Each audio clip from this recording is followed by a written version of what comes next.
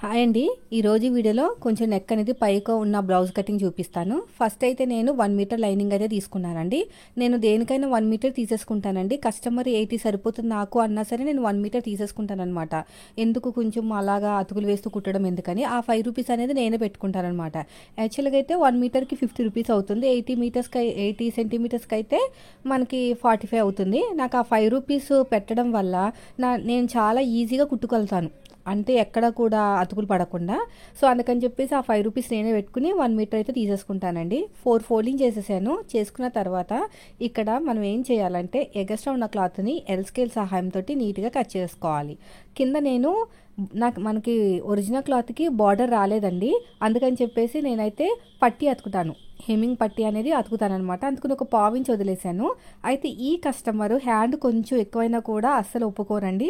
మనకి కరెక్ట్గా ఖర్చులకి ఎంత కావాలో అంతే పెట్టాలన్నమాట. కొంచెం పొడుగు ఎక్కువైనా ఒక 2 గీతలు ఎక్కువైనా ఒప్పుకోరు.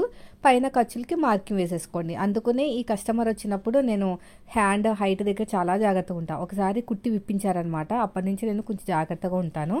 తర్వాత ఆర్మ్ లూజు పైన షోల్డర్ కుట్టు దగ్గరించి సైడ్ జాయింట్ ఫస్ట్ కుట్టు వరకు ఇలా పట్టేసుకుంటే ఎంత వచ్చింది చూడండి. నాకు 7.5 వచ్చిందండి.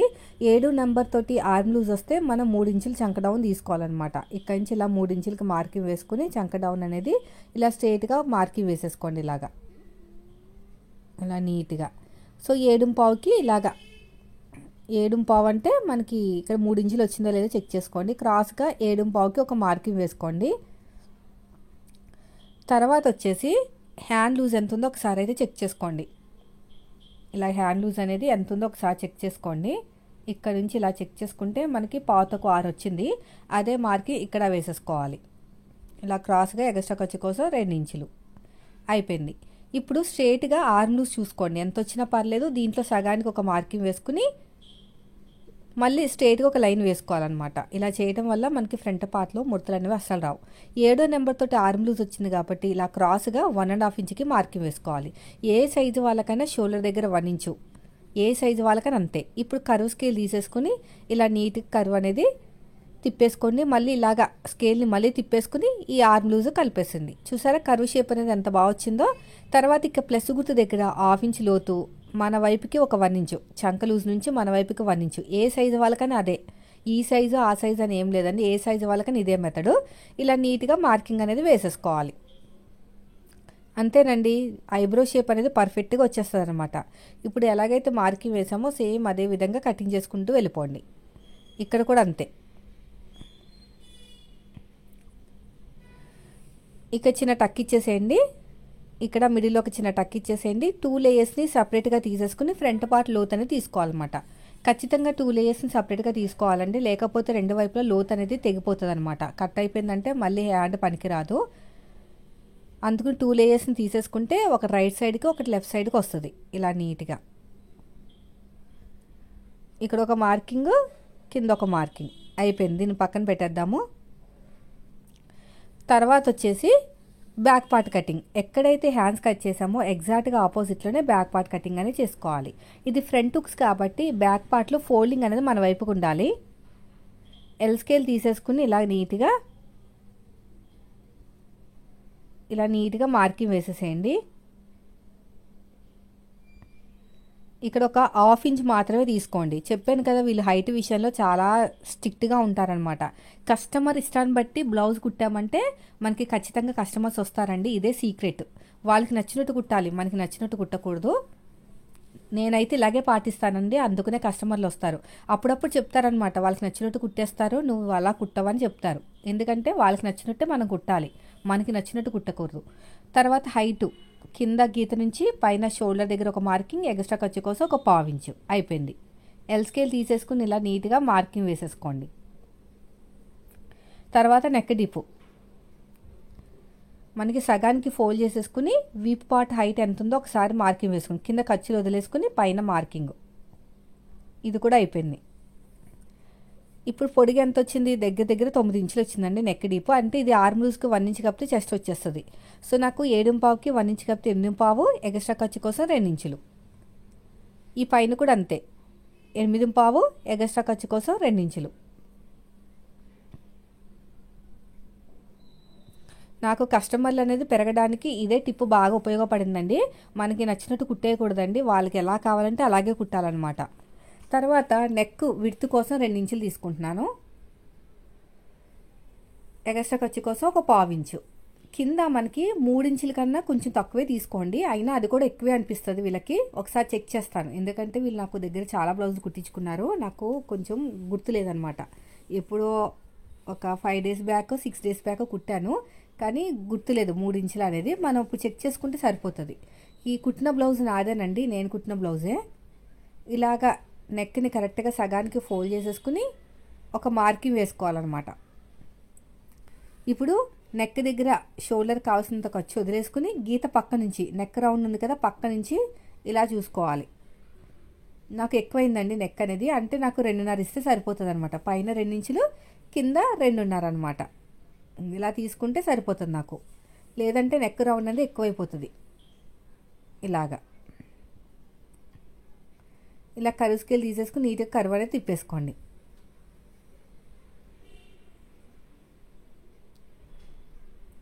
తర్వాత చిన్న షోల్డర్ ఎంత ఉందో చూసుకోండి. ఎగస్ట్రా ఖర్చు కోసం ఒక పావు ఇంచు. ఫుల్ షోల్డర్ ఎంత ఉందో ఒకసారి చెక్ చేసుకోండి. 5.25 ఉంది. కింద కూడా 5.25 వచ్చేటట్టు చూడండి. చంక డౌన్ 5.5 తీసుకోండి. 6 ఇంచులకి వెళ్ళదు నాకు తెలిసి. ఒకసారి చూద్దాం 5.5 వచ్చిందో లేదా అనేది. ఇలా ఫ్రీ సైజ్ అనమాట, మరి అద్దినట్టు కావాలనుకోరు. ఇక్కడ ఎల్ షేప్ దగ్గర 1.25 అంతే. షోల్డర్ దగ్గర కావాల్సినంత ఖర్చు వదిలేయండి. ఇప్పుడు కర్వ్ స్కేల్ తీసుకుని నీట్గా కర్వ్ అనేది తిప్పేసుకోండి. ఇప్పుడు గీత పక్క నుంచి షోల్డర్ కావాల్సినంత ఖర్చు వదిలేసి గీత పక్క నుంచి చూసుకుంటే నాకు 7.25 కన్నా కొంచెం ఒక గీత అంత ఎక్కువ వచ్చిందండి. ఎలాగో వీళ్ళు ఫ్రీ సైజ్ కావాలంటారు కాబట్టి మనం ఇంకా చంక డౌన్ దింపాల్సిన పని లేదనమాట. మళ్ళీ దింపామనుకోండి కరెక్ట్గా వచ్చేస్తుంది. వాళ్ళకి ఏంటంటే మళ్ళీ ఏదో పట్టేసినట్టు ఏదో ఒక రకంగా ఉంటుంది. 5.5 సరిపోతుంది వీళ్ళకి. తర్వాత నడుము లూజు, కాజా పట్టి వదిలేసి ఉక్సు పట్టి వరకు ఎంత వచ్చిందో చూడండి. 27.5 అంటే మనకి 7 ఇంచుల కన్నా కొంచెం తక్కువ. డాట్ కోసం 1 ఇంచు కలిపితే 8 ఇంచుల కన్నా కొంచెం తక్కువ, అంటే 7.30. 7.30కి మార్కింగ్ వేసుకుని దీన్ని సగానికి ఫోల్డ్ చేసుకుని ఒక మార్కింగ్ వేసుకోండి. అటు ఒక 1/2 ఇంచు, ఇటు ఒక 1/2 ఇంచు. ఆ గీత దగ్గర నుంచి హైట్ వచ్చేసి 3.5 తీసుకోండి. వీళ్ళు ఎక్కువ హైట్ లేదు అంతే. ఇలా నీట్గా మార్కింగ్ వేసేసేయండి. ఇప్పుడు ఎలాగైతే మార్కింగ్ వేసుకున్నామో సేమ్ అదే విధంగా కటింగ్ చేసేసుకోవాలి అంతే. ఇలాగా నెక్ మరీ బ్రాడ్గా లేదు కాబట్టి ప్రాబ్లం లేదు. ఇక్కడ కూడా అంతే. ఇటు తిప్పేసుకుని ఇలా నీట్గా కట్ చేసుకోవాలి. ఇక్కడ కూడా అంతే.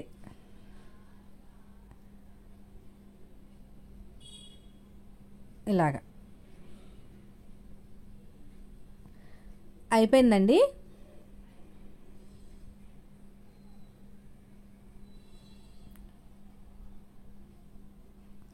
ఇప్పుడు వచ్చేసి ఇది క్రాస్ కటింగ్ కాబట్టి క్రాస్గా పెట్టేసుకోవాలండి. ఇలాగా క్రాస్గా పెట్టేసుకుని బ్యాక్ పార్ట్ ఆధారంగా మొత్తం కూడా మార్కింగ్ వేసేసుకోవాలి. ఇలా నీట్గా పెట్టేసుకుని మార్కింగ్ వేసేసుకోండి బ్యాక్ పార్ట్ ఆధారంగా. ఇక్కడ కూడా అంతే.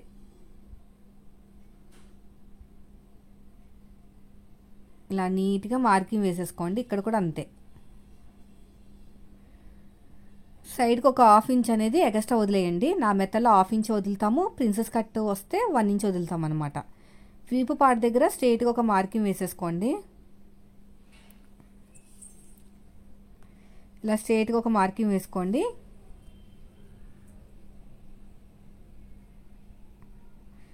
ఇక్కడ కూడా 3 చోట్ల ఒక మార్కింగ్ వేసుకుంటే లోతు తీయడానికి, ఒక 1/2 ఇంచ్ లోతు తీయడానికి ఈజీగా ఉంటుంది.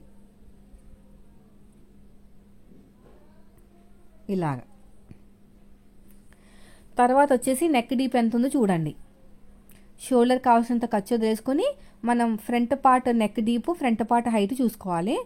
ఇలాగా బాడీ మీదకి వెళ్ళిన తర్వాత బ్లౌజ్ ఎలా ఉంటుందో అలా పెట్టేసుకోండి. అడ్డంగా ఒక స్కేల్ పెట్టుకోండి.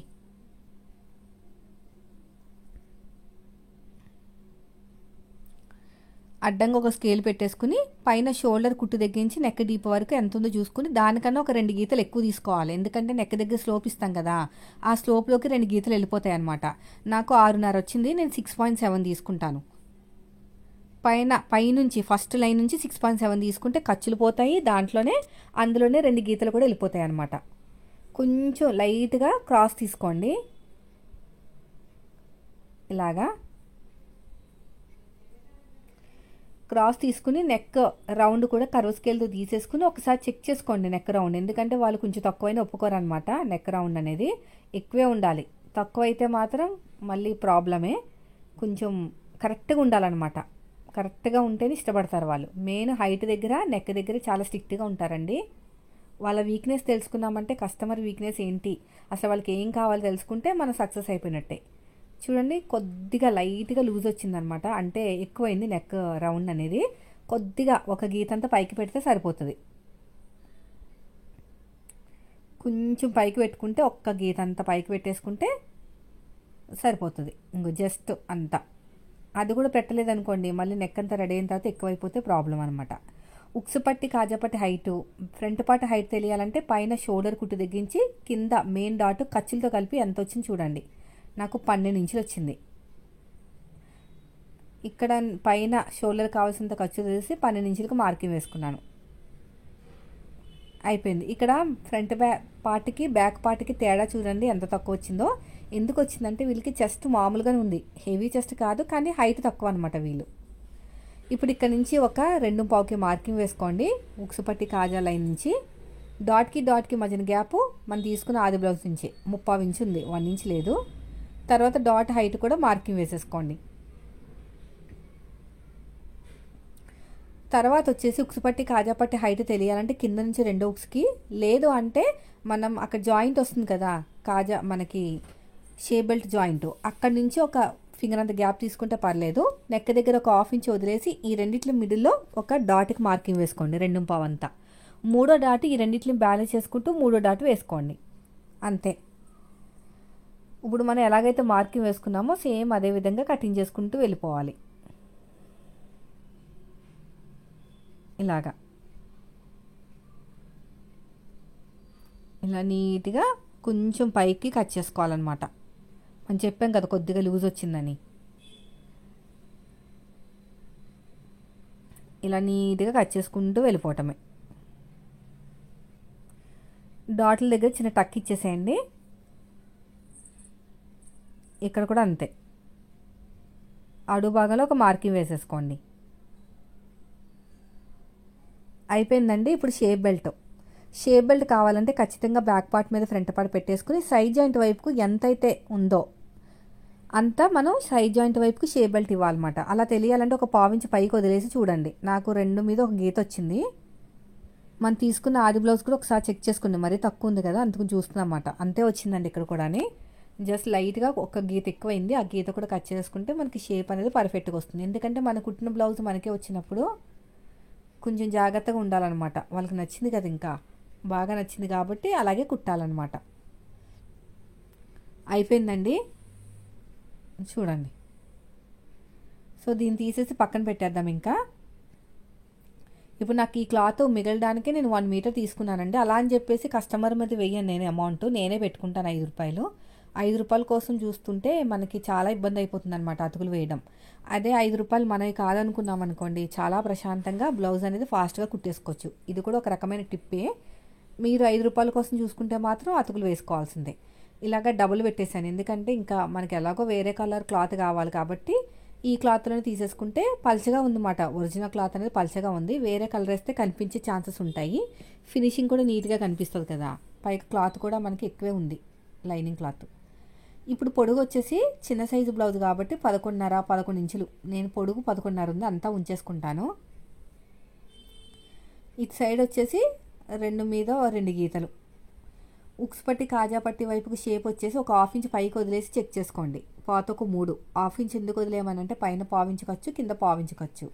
ఈ మిడిల్లో 2.75 తీసుకుని ఇలాగ షేప్ ఇచ్చేసేయాలన్నమాట. ఇక్కడ మనకి డిఫరెన్స్ అనేది పెద్దగా లేదు సైడ్ జాయింట్ వైపుకి, అదేవిధంగా ఉక్సు పట్టి వైపుకి. అలాంటప్పుడు ఉక్సు పట్టి వైపు వచ్చే షేప్ దగ్గర చిన్న టక్ పెట్టుకుంటే ఈజీగా అర్థమైపోతుంది అనమాట. ఇక్కడ టక్ పెట్టుకున్నాం అనుకోండి, ఇది వచ్చేసి షేప్ బెల్ట్ అని అర్థం. అయిపోయిందండి. నేనైతే నెక్క పట్టి అనేది కుట్టేటప్పుడు ఇలాగా షేప్ రాలేదు, అందుకు షేప్ ఇస్తున్నాను. నేను నెక్కి కట్ చేస్తాను తర్వాత, ఇప్పుడే కట్ చేసేస్తే మళ్ళీ వేస్ట్ అయిపోతుంది క్లాత్ అనేది. నేను కుట్టుకునేటప్పుడు కట్ చేస్తాను నెక్క పట్టి. ఇప్పుడు ఇది జారిపోయే క్లాత్, ఓకేనా. నేను దీన్ని గమ్ముతో జాయిన్ చేస్తాను. ఇప్పుడైతే కటింగ్ చూపిస్తాను చూడండి. సో ఇది చిన్న సైజు బ్లౌజ్ కాబట్టి మనకు పెద్దగా ఇబ్బంది పడాల్సిన పని లేదు. ఇలా నీట్గా పెట్టేసుకుని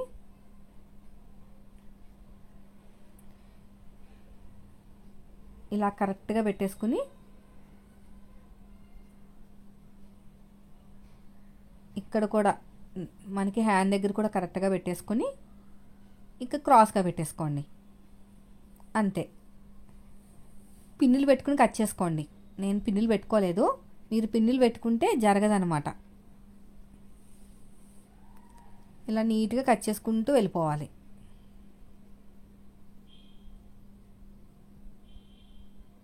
ఇలాగ చూడండి ఎలా కట్ చేస్తున్నానో అలాగా. పిన్నులు పెట్టుకోండి. మీరు పిన్నులు పెట్టుకోకపోతే జరిగిపోతుంది. నాకు కొంచెం ఎక్స్పీరియన్స్ ఉంది కాబట్టి పిన్నులు పెట్టుకోవట్లేదు, మీరు మాత్రం పెట్టుకోండి. అయిపోయిందండి. షేప్ బెల్ట్ ఇంకా క్లాత్లు ఉన్నాయి కదా పక్కన, దాంతో కుట్టేయచ్చులేండి, అది కట్ చేసేయచ్చు, ప్రాబ్లం ఏం లేదు.